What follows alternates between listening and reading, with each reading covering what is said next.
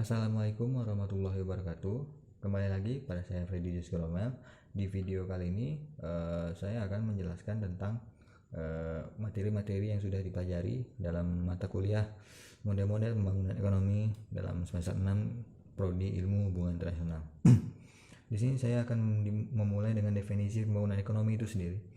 Pembangunan ekonomi adalah pertumbuhan ekonomi yang diikuti oleh perubahan dalam struktur dan corak kegiatan ekonomi. Pembangunan ekonomi merupakan upaya meningkatkan dan menjaga keseimbangan antara pertumbuhan ekonomi dengan sumber daya alam dan sumber daya manusia melalui perubahan struktur dan perbaikan sistem kelembagaan untuk menciptakan kesejahteraan. Tujuan pembangunan ekonomi yang dirumuskan oleh United Nations Development Program atau UNDP ke dalam Millennium Development Goals atau MDGs berupa yang pertama adalah menanggulangi kemiskinan dan kelaparan, yang kedua mencapai pendidikan dasar untuk semua manusia, mendorong kesetaraan gender dan pemberdayaan perempuan, menurunkan angka kematian anak, meningkatkan kesehatan ibu, mengurangi HIV/AIDS, malaria dan penyakit menular lainnya, memastikan pelestarian lingkungan hidup dan melembagakan kemitraan global untuk pembangunan. Aktor-aktor pembangunan ekonomi yang pertama yaitu pemerintah. Pemerintah adalah organisasi yang memiliki kekuasaan untuk membuat dan menerapkan hukum dalam sebuah negara. Fungsi pemerintah dalam pembangunan sebagai regulator yang berfungsi untuk mengatur pembangunan ekonomi, kemudian fasilitator yang berfungsi mempertemukan atau mengkoordinasikan aktor ekonomi, akselerator sebagai entitas yang berfungsi mempercepat pembangunan ekonomi, dan planner atau yang merencanakan pembangunan ekonomi. Yang B ada perusahaan. Perusahaan adalah organisasi yang dikembangkan oleh seorang atau sekumpulan orang dengan tujuan untuk menghasilkan berbagai jenis barang dan jasa yang dibutuhkan masyarakat. Jika itu sekelompok orang disebut dengan perusahaan, tapi jika itu perseorangan disebut pengusaha. Perusahaan dalam perekonomian terbagi dari 3 golongan, yaitu industri primer, sekunder, dan tertier. Primer adalah perusahaan yang mengelola kekayaan alam dan mengeksploitir faktor-faktor produksi yang disediakan oleh alam. Sekunder adalah perusahaan yang menghasilkan barang industri, sedangkan tertier adalah industri yang menghasilkan jasa-jasa. Yang ketiga ada rumah tangga. Rumah tangga adalah pemilik berbagai faktor produksi yang tersedia dalam perekonomian. Sektor ini menyediakan tenaga kerja dan tenaga usahawan. Kita lanjutkan ke ideologi pembangunan. Ideologi adalah sebuah cara berpikir atau system of thought dan kepercayaan yang dengannya individu dan kelompok menjelaskan bagaimana sistem sosial mereka bekerja serta prinsip yang diterapkan. Artinya dalam usaha meningkatkan pertumbuhan ekonomi melalui perubahan struktural, kita akan memulai dari sistem apa yang akan digunakan, apa unit fungsi serta prinsipnya.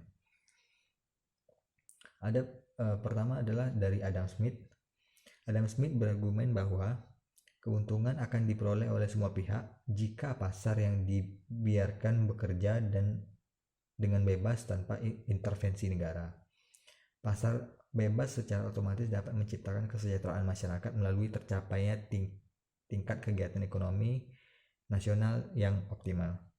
Dalam model laissez-faire dalam Adam Smith ini, negara hanya diposisikan sebagai penjaga malam.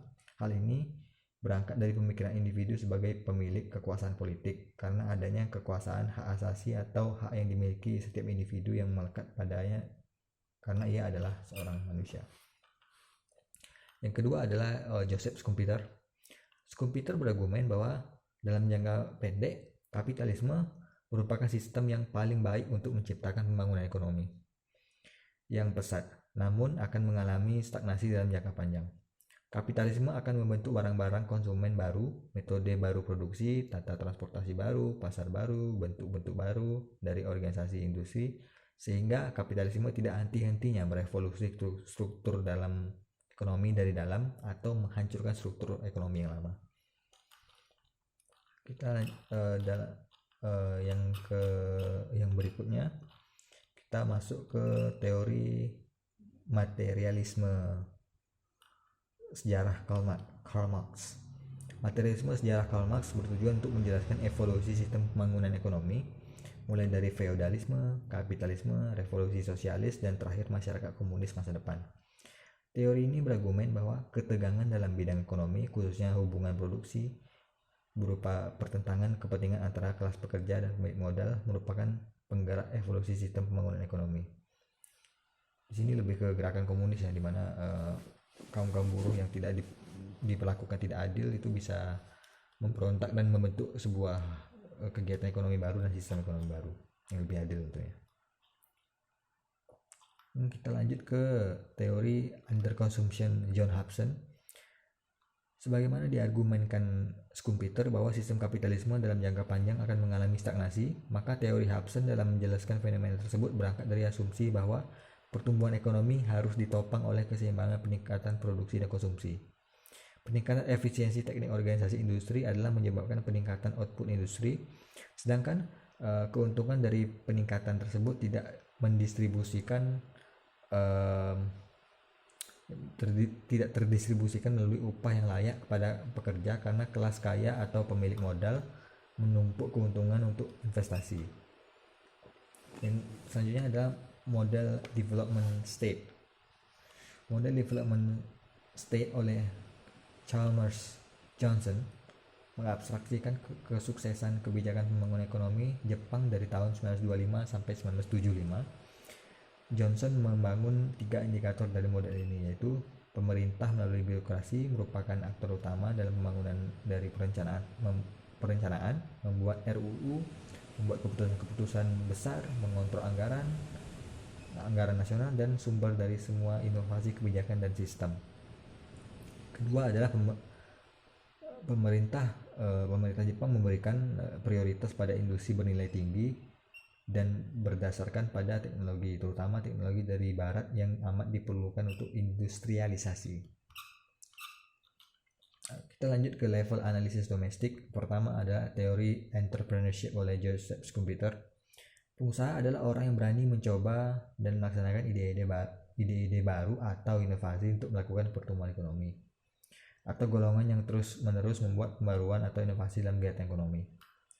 Inovator merupakan orang-orang yang memperkenalkan gagasan, metode yang baru, meliputi memperkenalkan barang-barang baru, mempertinggi efisien cara produksi dalam menghasilkan suatu barang, memperluas pasar sesuatu barang ke pasar-pasaran yang baru. B. Inventor merupakan orang-orang yang mencipta atau merancang sesuatu yang sebetulnya tidak ada. Kemungkinan untuk mengadakan inovasi yang menguntungkan yang didorong oleh keinginan mendapat keuntungan dan mengadakan pembaruan tersebut, mereka akan meminjam modal dan melakukan penanaman modal.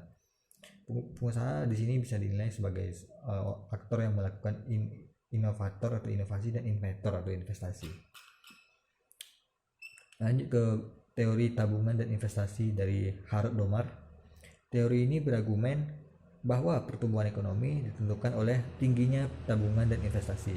Kalau tabungan investasi rendah, pertumbuhan ekonomi masyarakat atau anggaran tersebut juga rendah, begitu juga sebaliknya. C. Ada teori modernisasi. Teori modernisasi menekankan analisis tingkat negara, menganggap bahwa faktor-faktor internal seperti nilai-nilai tradisional dan tidak adanya investasi modal menghambat pembangunan. Teori ini berargumen bahwa ada gerak maju linear dari masyarakat primitif atau tradisional ke masyarakat modern melalui proses industrialisasi. Modernisasi terdiri dari 4 proses. Yang pertama teknologi sederhana ke teknologi kompleks, urbanisasi, pergeseran dari kekuatan binatang dan manusia ke mesin, dan terakhir pergeseran dari pertanian dari hasil bumi ke perdagangan. Modernisasi berlangsung melalui 5 tahap, yaitu yang pertama masyarakat tradisional, masyarakat yang kapasitas produksinya masih terbatas, cara hidupnya masih sangat dipengaruhi oleh nilai-nilai yang kurang rasional yang diteruskan secara turun-temurun. Kedua adalah prakondisi untuk lepas landas, suatu masa transisi di mana masyarakat mempersiapkan dirinya untuk mencapai pertumbuhan atau kekuatannya sendiri. Yang ketiga adalah lepas landas.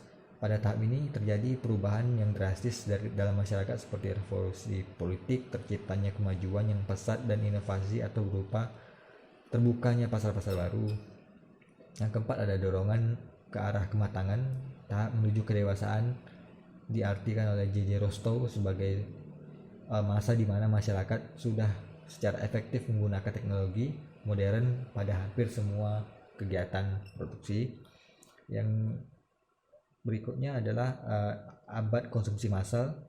Pada tahap ini perhatian masyarakat telah lebih menekankan pada masalah-masalah yang berkaitan dengan konsumsi dan kesejahteraan masyarakat, bukan lagi kepada masalah produksi. Kita lanjut ke bab berikutnya, yaitu tentang level analisis internasional. Pertama adalah keunggulan komparatif atau pembagian kerja secara internasional.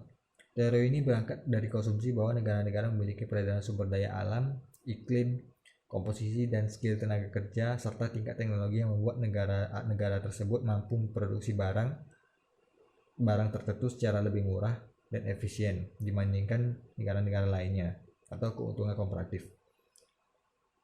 Berargumen bahwa perdagangan sangat menguntungkan bagi kesejahteraan setiap orang secara keseluruhan jika negara-negara melakukan spesialisasi produksi barang dan jasa sesuai dengan keuntungan komparatif yang dimilikinya. Berdasarkan konsep keunggulan komparatif tersebut, maka negara-negara di dunia diklarifikasikan menjadi dua, yaitu pertama belahan bumi selatan yang memiliki tanah yang subur dan iklim cocok untuk pertanian. Kedua adalah belahan bumi utara yang memiliki kemampuan teknologi manufaktur. Kedua, teori ketergantungan. Teori ketergantungan berargumen bahwa negara metropolitan mengeksploitasi dan membuat negara pinggiran menjadi tergantung serta terbelakang melalui hutang atau perdagangan bebas. Contoh negara pinggiran mengekspor bahan buku yang kemudian diolah dan diekspor kembali oleh negara center kepada negara pinggiran dengan harga yang lebih mahal. Ketiga, ada teori sistem dunia. Immanuel Wallerstein berargumen bahwa sistem dunia kapitalis melibatkan pembagian tenaga kerja global di mana sebagian kawasan makmur dan sebagian yang lainnya miskin. Negara-negara di Eropa dan Amerika Utara sebagai negara yang mampu, sedangkan kawasan pinggiran meliputi kawasan yang mengekspor bahan mentah itu negara bagian selatan. Tiga, ada konsep industri substitusi impor atau ISI.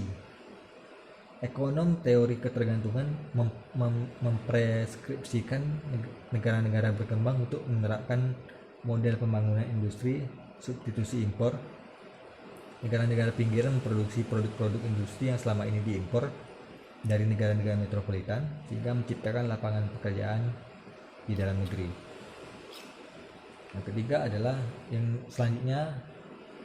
kelima adalah teori global value change atau rantai nilai global, GVC. Global value change adalah susunan aktivitas ekonomi yang terbagi antar perusahaan dalam skala global. GVC dipahami sebagai rangkaian kerjasama perusahaan lintas negara dalam menghasilkan sebuah produk, memenuhi permintaan pasar dalam sektor tertentu melalui metode outsourcing dan offshoring, didorong oleh perkembangan teknologi, transportasi, komunikasi, serta informasi. Outsourcing sendiri adalah pengalihan sebagian proses produksi kepada perusahaan lain yang berspesialisasi oleh rantai produk tertentu atau menggambarkan sumber daya di luar organisasi untuk menjalankan fungsi tertentu dalam proses produksi. Di sini bisa saya contohkan bahwa seandainya ada perusahaan gitar ini memproduksi gitar ini dengan berbagai bagian, tapi mereka tidak bisa memproduksi semua bagian gitar tersebut. Contohnya ada bagian yang memproduksi bagian bodi gitar, ada yang sonarnya, ada yang chipnya dan segala macamnya.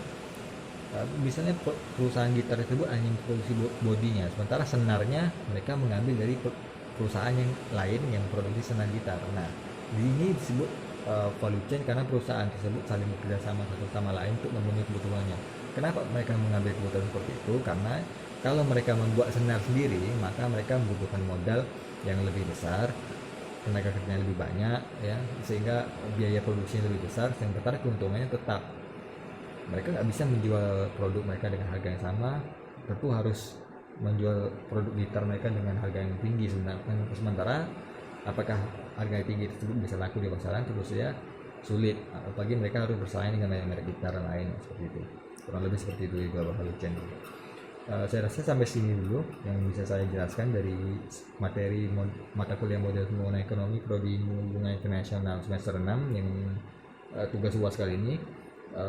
bisa dipahami, saya harap bisa dipahami oleh yang menonton. Saya akhiri. Wabillahi taufiq wal hidayah. Wassalamualaikum warahmatullahi wabarakatuh.